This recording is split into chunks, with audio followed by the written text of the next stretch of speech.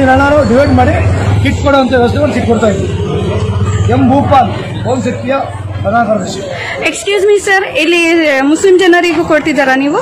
ಇಲ್ಲ ಇಲ್ಲ ಇಲ್ಲ, ಇದು ಓಂ ಶಕ್ತಿಗೆ. ಓಂ ಶಕ್ತಿ ಹೌದಾ, ಮುಸ್ಲಿಂ ಅವರಿಗಿಲ್ವಾ? ಮತ್ತೆ ಲಾಕ್ಡೌನ್ ಇದೆಯಲ್ಲ, ಇಲ್ಲಿ ಇಷ್ಟು ಜನಗೆ ನೀವು ಸೇರಿಸಿದ್ದೀರಲ್ಲ, ಇದು ಸರಿನಾ? ಲಾಕ್ಡೌನ್ ಆಗಿ ಇಲ್ಲಿ ಇದೀರಲ್ಲ ಸರ್, ಪಕ್ಕದಲ್ಲೇ ಇದಾರಲ್ಲ, ಇಲ್ಲಿ ನೋಡಿ ನೋಡಿ, ಪಕ್ಕದಲ್ಲೇ ಇದ್ದಾರೆ. ಎಲ್ಲ ದೂರ ದೂರ ಇದೆ. ಈಗ ಬಂದು ಕಲೆಕ್ಟ್ ಮಾಡ್ಕೊಳ್ಳೋದು ಗುಂಪು ಸೇರ್ತೀಯಲ್ಲ, ಆ ರೀತಿ ಸೇರ್ತಾ ಇಲ್ಲ. ದೂರ ದೂರ ಇರಪ್ಪ. ಕೇಳೋದು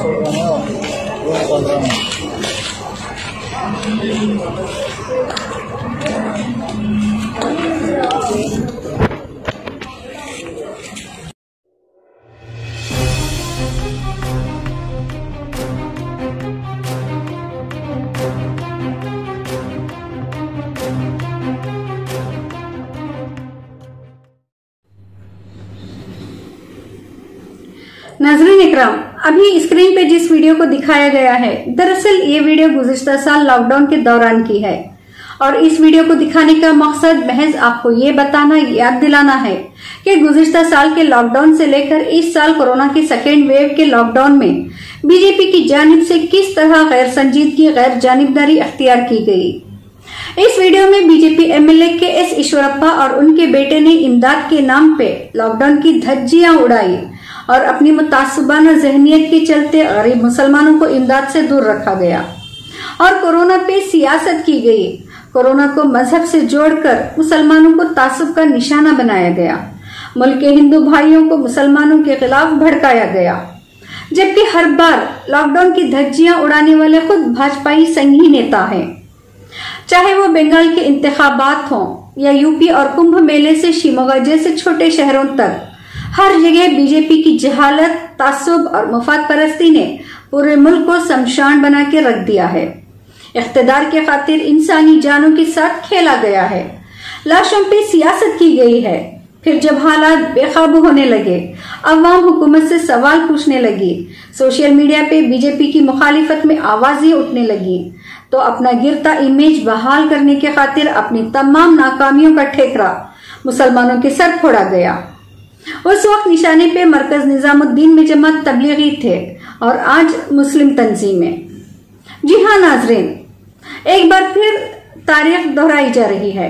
कोरोना की आड़ में कर्नाटक के मुसलमानों के खिलाफ माहौल बना दिया गया है, जिसके चलते बाकायदा मनसूबाबंद साजिश रची जा चुकी है और इस साजिश की स्क्रिप्ट लिखने वाला बीजेपी का यूथ लीडर तेजस्वी सूर्या है, जिसने पूरे मामले में खुद को हीरो बनाकर एंट्री ली और मुसलमानों को विलन बनाकर पेश करने की कोशिश की है। यहाँ कहानी का आगाज होता है चामराजनगर में हुए हादसे के साथ। अभी यह हादसा है या सोची समझी साजिश या मर्डर, अल्लाह बेहतर जानते हैं। बहरहाल नाजरीन, चामराजनगर के कोविड अस्पताल में ऑक्सीजन की कमी, स्टाफ इंतजामिया की लापरवाही समेत दीगर कई वजूहात की वजह से 24 घंटों में एक साथ 22 अफराद जान बहक हो गए, जिसके बाद बीजेपी हुकूमत के खिलाफ लोगों का गुस्सा भड़क उठा। चारों तरफ से अस्पतालों में बेड, वेंटिलेटर्स और ऑक्सीजन की कमी से हाहाकार मचने लगा। गुस्साए लोग बीजेपी वजीर आला येडियुरप्पा से इस्तीफा मांगने लगे। अपोजिशन जमातों की जानिब से हुकूमत को चारों तरफा घेरा गया। रियासत भर में बेड्स, ऑक्सीजन और वेंटिलेटर्स की किल्लत से सैकड़ों हजारों लाशें गिरने लगी। यहाँ तक कि कब्रिस्तानों व मशानों में जगह कम पड़ने लगी। ऐसे में अपनी गिरती इमेज बहाल करने, अपनी नाकामियों को छुपाने और बिगड़ते हालात की जिम्मेदारी किसी के सर मढ़ने के लिए हमेशा की तरह मुसलमानों को कुर्बानी का बकरा बनाया जा रहा है।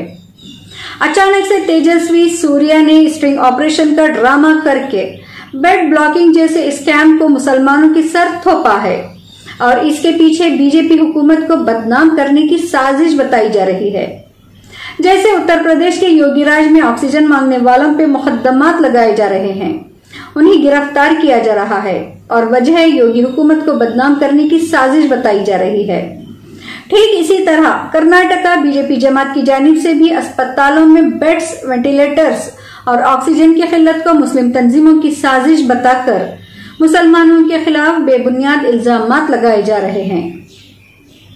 तेजस्वी सूर्या का दावा है कि रियासत भर में बिलखुसूस बेंगलुरु के अस्पतालों में बेड ब्लॉकिंग का धंधा चलाया जा रहा है, यानी अस्पतालों में बेड्स के होते हुए भी सीरियस कोविड पेशेंट्स को बेड्स न होने की बात कहकर एक बेड के बदले मुंह मांगी रकम वसूली जा रही है। और तेजस्वी यादव के मुताबिक ये धांधली खुद बीबीएमपी की जानिब से की जा रही है, जो कुल 206 कारकुनान पे मुश्तमिल है और इनमें महज 17 मुसलमान शामिल हैं, महज 17। लेकिन सितम ज़रीफी तो देखें, तेजस्वी ने तासुब और मुस्लिम दुश्मनी की मिसाल पेश कर दी। प्रेस कॉन्फ्रेंस के दौरान सहाफियों से बात करते हुए 206 अफसरान में से निशानदही सिर्फ और सिर्फ 17 मुसलमानों की है और ऑन कैमरा 17 मुसलमानों का नाम लिया जा रहा है। तमाम गैर मुस्लिम अफसरान का बचाव करते हुए एक बार फिर मुसलमानों को मोर्ग इल्जाम ठहराया जा रहा है। इसी मकसद से आज शहर शिमोगा में हमेशा अपने मुतनाज़ बयानात की वजह से सुर्खियों में रहने वाला बीजेपी एमएलए के एस ईश्वरप्पा ने भी प्रेस कॉन्फ्रेंस करके मुसलमानों पे बेबुनियाद इल्जामात लगाए हैं। सहाफियों को दिए गए अपने बयान में इस बात का इजहार किया है कि कोविड बेड ब्लॉकिंग घोटाले में मुस्लिम तंजीमें शामिल हैं। इन लोगों में जो गैर कानूनी तौर पे बिस्तर ब्लॉक कर रहे हैं, ज्यादा तादाद मुसलमान हैं और ये सीधे सीधे अल्फाज ईश्वरप्पा के हैं। इसके अलावा भी गुज़िश्ता रोज शहर के मेघन अस्पताल में अस्पताल के बाहर पीपीई किट को लेकर कालाबाजारी का मामला पेश आया, जिसका इल्जाम भी एक मुस्लिम ऑटो ड्राइवर पे लगाकर गिरफ्तार किया गया है। जबकि सोचने वाली बात यह है कि एक मामूली से ऑटो ड्राइवर के पास पीपीई किट्स कहां से आ गए? आखिर इस तक ये किट्स पहुंचाने वाला कौन है? इसके पीछे किन किन आला हुकाम का हाथ है? लेकिन अफसोस इसकी तहकीक नहीं की गई। बस इनके लिए एक मुस्लिम नाम, एक मुस्लिम चेहरा चाहिए था, जो अक्सर हमारी ही नादानी, कम अक्ली या मुफाद की वजह से इन्हें मिल ही जाता है।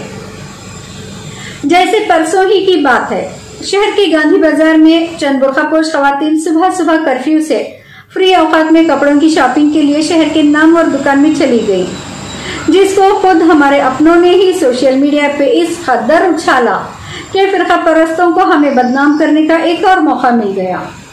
बेशक खवातीन की हरकत काबिले मजम्मत है, बावजूद मुल्क में मुसलमानों के खिलाफ जिस तरह के हालात बनाए जा रहे हैं, गलती होते हुए भी फिरका परस्त अपनों का बचाव करते हुए बेकसूर मुसलमानों को मुजरिम साबित करने की कोशिश में लगी है। ऐसे में अगर हम भी खुद अपनों के खिलाफ कहने दिखाने लग जाएं, तो एक तरह से फिरका परस्तों का काम आसान कर रहे हैं। खवातीन ने गलती की भी है तो समझाने, टोकने, रोकने के तरीके हजार हैं, लेकिन यूं खुद अपनी ही बहनों की वीडियो बनाकर फिर उसको वायरल करके दुनिया के आगे जलील करवाना कहाँ की समझदारी है। यहाँ पे हम ये भी बताते चलें कि हाल ही में एक मुस्लिम बाइक सवार ने भी हेलमेट नहीं पहना था। नौजवान की इतनी सी गलती पे पुलिस ने उसके साथ ज़दकोब किया, जानवरों से सलूक किया। वहीं इस कपड़े की दुकान का मालिक, जिसके मुताल्लिक लोगों का कहना है कि वो आरएसएस से जुड़ा है, शायद इसलिए 2 दफा दुकान पे पुलिस की रेड पड़ने के बावजूद सख्त कार्रवाई करने के बजाय सिर्फ बातों पे बात खत्म हो गई। जबकि कोरोना फैलने का ज्यादा खतरा यहाँ पे था, ना कि हेलमेट में। इन तमाम हालात के चलते हमें हर काम हिकमत से करना होगा, वरना जाने अनजाने हम खुद के साथ साथ कौम का भी नुकसान कर बैठेंगे। चंद लाइक, शेयर, कमेंट्स और सब्सक्राइबर्स के खातिर अपनों की जान, माल, आबरू सब कुछ दांव पे लगा देंगे।